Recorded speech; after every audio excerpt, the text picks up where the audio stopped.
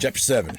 Nose in the mud and the bend of a thing to the ground. There are postures from which life is acting to escape. One of them, the embryonic crutch. Another, whether in the degradation of worship or as a convenience in eating grass, the bend of a neck to the ground, the all-day gnaw of the fields. But the eater of meat is released from the munch. One way to broaden horizons is to climb a tree, but another way is to stand on one's own hind legs away from the grass. A. Bernard Shaw dines on hay and still looks behind for a world that's far ahead. These are the disgusts for vegetarians felt by the planters of Celion in July 1910. Very likely I am prejudiced myself. Perhaps I think that it is gross and brutal to eat anything at all. Why stop at vegetarianism? Vegetarianism is only a semi-ideal. The only heavenly thing to do is to do nothing. It is gross and brutal and animal-like to breathe. We contribute to the records of strange alarms. There was one in Ceylon. Gigantic vegetarians were eating trees. Millions of foreigners, big African snails, had suddenly appeared massed in the one small district of Kaltura near Colombo. Shells of the largest were 6 inches long. One of them, that weighed 3/4 of a pound, was exhibited at the Colombo Museum. They were crowded or massed in one area of 4 square miles. One of the most important of the data is that this was in one of the mostly thickly populated parts of Ceylon. But nothing had been seen of these gigantic snails until suddenly trees turned knobby with the monsters. It was as surprising as it would be in New York going out one morning finding everything covered with huge warts. In Colombo was shown a photograph of a tree trunk upon the visible part of which 227 snails were counted. The ground was as thick with them as were the trees. They were explained. So were the periwinkles of Worcester, but we had reasons for omitting from our credulities the story of the mad fishmonger of Worcester and his frenzied assistants. In the Zoologist, February 1911, Mr. E. Ernest Green, the government entomologist of Ceylon, explained. 10 years before, Mr. Oliver Collett, in a place about 50 miles from Kultura, had received some of these snails from Africa and had turned them loose in his garden. Then, because of the damage by the monsters, he had destroyed all, he thought. But he was mistaken, some of them having survived. In Kultura lived a native who was related to other natives in this other place, Watawela. In a parcel of vegetables that he had brought from Watawela, 2 of these snails had been found and had been turned loose in Kaltura, and the millions had descended from them. No names, no date. All the accounts in the Celian Observer in issues from July 27th and September 23rd are of a sudden and monstrous appearance of huge snails packed thick and not an observation upon them until all at once appeared millions. It takes one of these snails 2 years to reach full size. All sizes were in this invasion. Never known in Ceylon before. How they came here continues to be a mystery. According to Mr. Green's report, published in a supplement of the Ceylon Observer, September 2nd, stories of the multitudes were not exaggerations. He described giant snails in enormous numbers, a horde in a comparatively small space, a foreign pest. This was in a region of many plantations, and even if the hordes could have been hidden from sight in the jungle, the sounds of their gnawing and of the snapping of branches of trees under the weight of them would have been heard far. Plantations, and the ceaseless sound of the munch, the vegetarian bend, the sagging of trees there with their tops to the ground, heavy with snails. Natives, too, and the vegetarian bend. They bowed before the invasion. They would destroy no snails. It would be a sin, a bubonic crawl. Lumps fall off and leave skeletons. There would be a sight like this if a plague would hypnotize a nation and eat to their bones rigid crowds, tumors that crawl and devour clothing and flesh disappearing congregations of bones. There was a hope There was a hope for infidels. When a lost soul was found, there was rejoicing in Kaltura, and double pay was handed out satanically. The planters raked up infidels who sinfully gathered snails into mounds and burned them. One of our reasons for being persuaded into accepting what we wanted to accept in the matter of the phenomenon at Worcester was that not only periwinkles appeared, also appeared crabs, which could not fit in with the conventional explanation. Simultaneously with the invasion of snails, there was another mysterious appearance. It was of unusually large scale insects, which, according to Mr. Green, had never before been recorded in Ceylon. Maybe in September 1929, somebody lost an alligator. According to some of our data upon the insecurities of human mentality, there isn't anything that can't be lost by somebody. A look at losts and founds, but especially at loss, confirms this notion. New York American, September 19, 1929, an alligator 31 inches long killed in the Hackensack Meadows, New Jersey by Carl Weiss, 14 Peerless Place, North Bergen, New Jersey. But my attention is attracted by another mysterious appearance of an alligator about the same time. New York Sun, September 23rd, an alligator 28 inches long found by Ralph Miles in a small creek near Walcott, New York. In the Gentleman's Magazine, August 1866, somebody tells of the young crocodile which about 10 years before had been killed on a farm at Overnorton, Oxfordshire, England. In the November issue of this magazine, C. Parr, a well-known writer upon antiquarian subjects, says that 30 years before, near Overnorton, another young crocodile had been killed. According to Mr. Parr, still another young crocodile had been seen at Overnorton. In the Field, August 23rd, 1862, is an account of a fourth young crocodile that had been seen near Overnorton. It looks as if, for about 30 years, there had been a translatory current, especially selective of young crocodiles, between somewhere, say, in Egypt and an appearing point near Overnorton.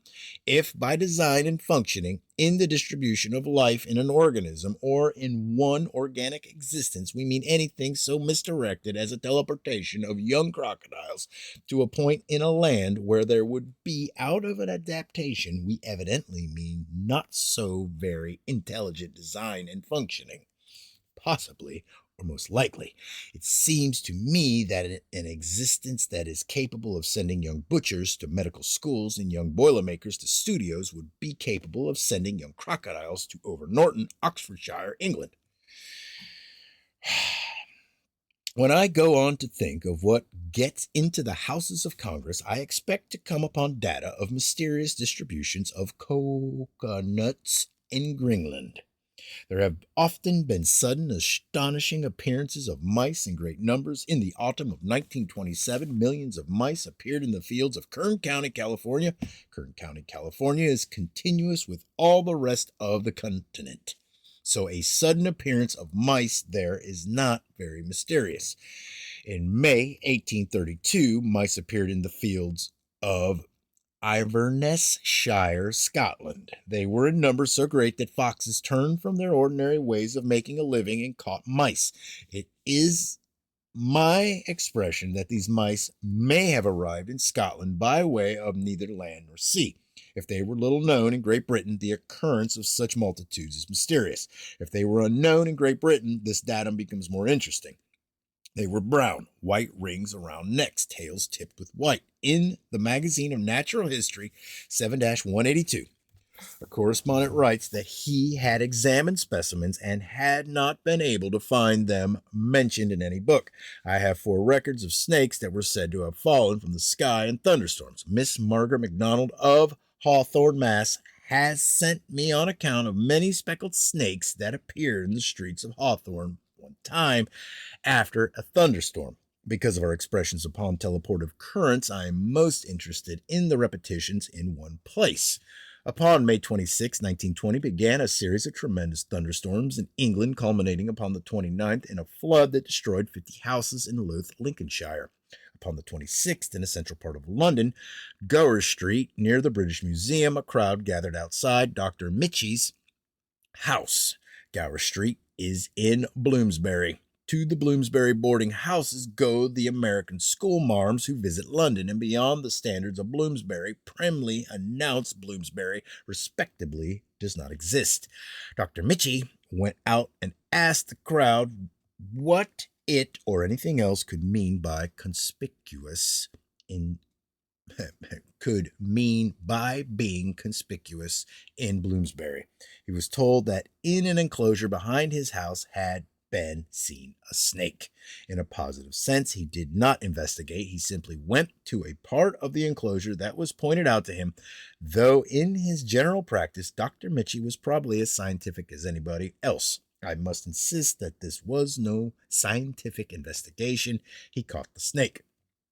The creature was explained. It was said to be a Naja Haja, a venomous snake from Egypt. Many Oriental students live in Gower Street to be near the British Museum and University College. In all probability, the Oriental snake had escaped from an Oriental student. I don't see that Oriental students having Oriental snakes is any more likely than the American students should have American snakes, but there is an association here that will impress some persons. According to my experience and according to data to come, I think that somebody identified an English adder as an Oriental snake to fit in with the Oriental students, and then fitted in the Oriental students with the Oriental snake, arguing reasonably that if an Oriental snake was found where there were Oriental students, the Oriental snake had probably escaped from the Oriental students.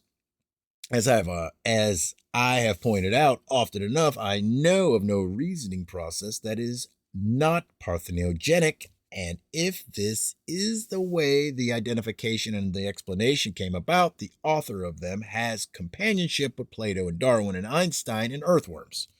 The next day there was another crowd, this one in a part of London far from Gower Street. A snake had been seen in a garden. Then a postman. Hold on. All right, thought I'd seen a spider. That would have been interesting. Let's see. Gower Street, a butcher.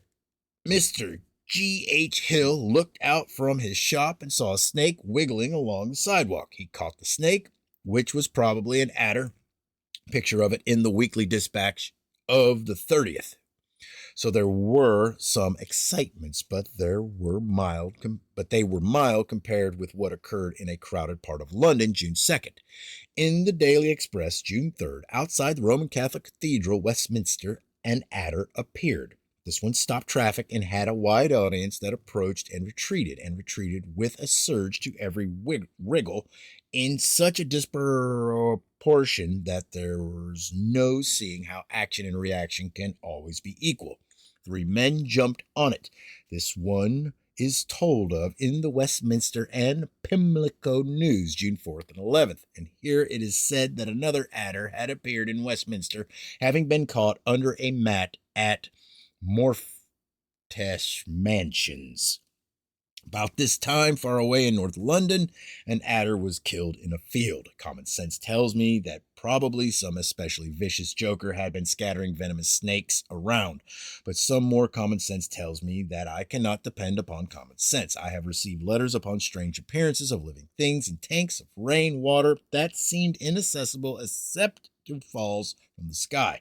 Mr. Edward Foster of Montego Bay, Jamaica, BWI, has told me of crayfishes that were found in a cistern of rainwater at Port Antonio, Jamaica. Still, such occurrences may be explained conventionally, but in the London Daily Mail, October 6, 1921, Major Harding Cox of Newark, Sussex, tells of an appearance of fishes that is more mysterious. A pond near his house had been drained and the mud had been scraped out. It was dry from July to November when it was refilled. In the following May, this pond teemed with tench. One day, 37 of them were caught. Almost anybody interested will try to explain in terms of spawn carried by winds or in mud on the feet of water birds, but I am going right ahead with the idea it's different from Darwinian principles of biologic distributions. Major Cox, who is a well-known writer, probably reviewed all conventional explanations, but still he was mystified. There would not be so much of the interesting in this story were it not for his statement that never before had a tench been caught in this pond. Eels are mysterious beings. It may be that what are called their breeding habits are teleportations. According to what is supposed to be known of eels, appearances of eels anywhere cannot be attributed to transportations of spawn. In the New York Times, November 30th, 1930, a correspondent tells of its mysterious appearances of eels in old moats and in mountain tarns, which had no connection with rivers. Eels can travel over land, but just how they rate as mountain climbers, I do not know.